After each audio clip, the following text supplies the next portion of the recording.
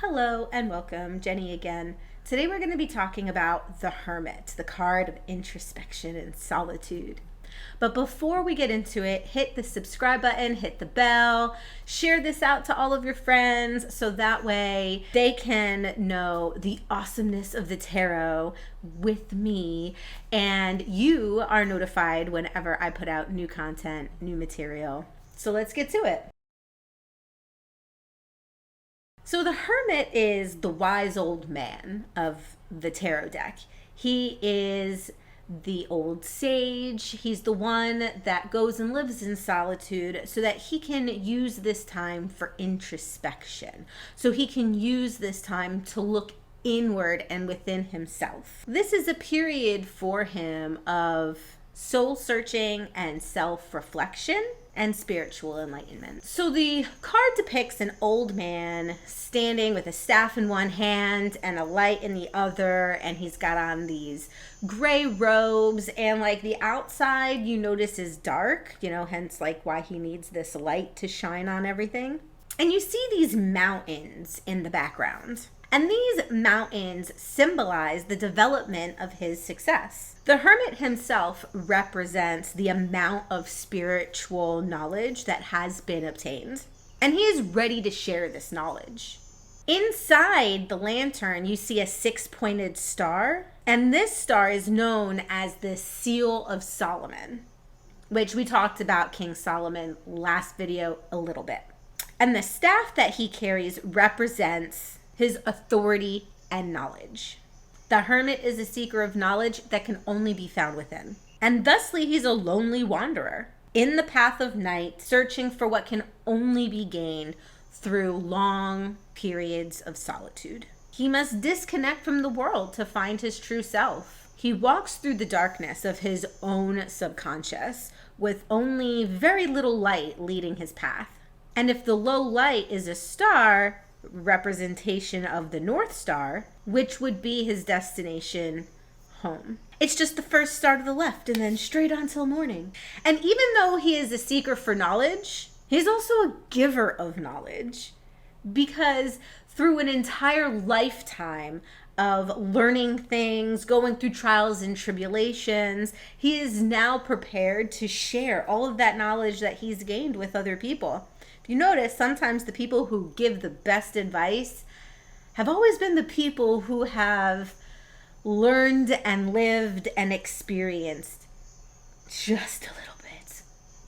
Now, because the Hermit is also a card of seclusion, this card can also mean, seclusion, solitude, and sometimes it's solitude by force, especially if the card comes up in a reverse position. This is like forced solitude. For example, we were in the middle of a pandemic last year, still kind of are. And there are still people, we were forced to hunker down, isolate, make sure nobody gets sick.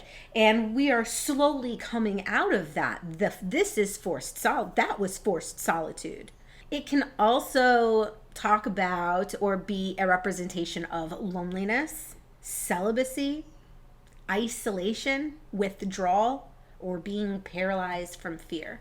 And withdrawal meaning like you're withdrawing from society. With the Tree of Life, the particular letter associated with the Hermit card would be Yod, meaning hand. And it's the hand that speaks to the operation and the operator of the world. It can also represent the hand in which the Hermit holds the lantern, or in this case, holds the light for everybody to see. Yod also can mean the sperm of God.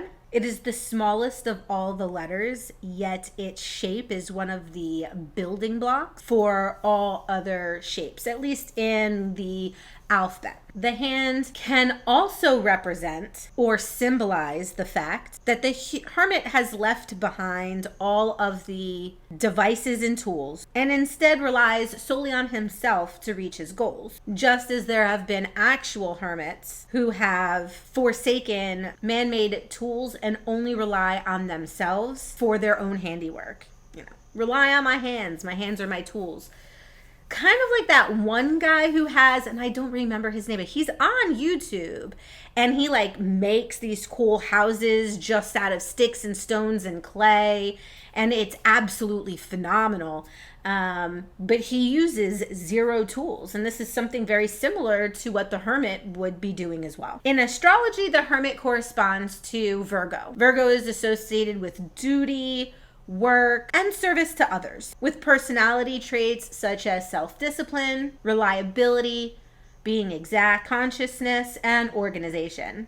Conscientiousness and organization. Virgo is represented as a virgin. Although this is more of a spiritual reference than a more physical one, the glyph in its very nature represents a pair of angel wings, or the initials VM for Virgin Mother, hence the celibacy correlation. Virgos at their core are isolated. Their rational, practical, analytic nature is always at work. They often separate themselves from those who they would think are lazy or not hardworking, or not as hardworking as they are.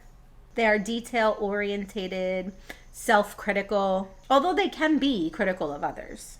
But they are incredibly helpful and are willing to help others get to their level. Virgo is ruled by Mercury, the planet of communication, and also corresponds to the Magician card.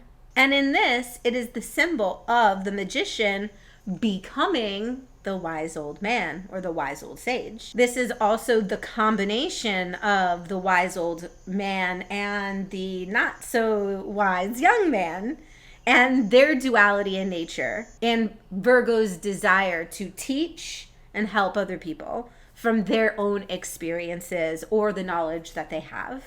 Now, Virgo is a mutable sign. This means that it's varied and changing and makes it for an easy transition from one season to the next. Virgo is also an earth sign, which means that it is very stable and very practical. Think of all the other earth symbols and signs out there, right? They're usually very, practical, money orientated, down to earth, that kind of stuff, down to earth sign, those things. Now, there are other correspondences, such as we talked about, Mercury, Virgo.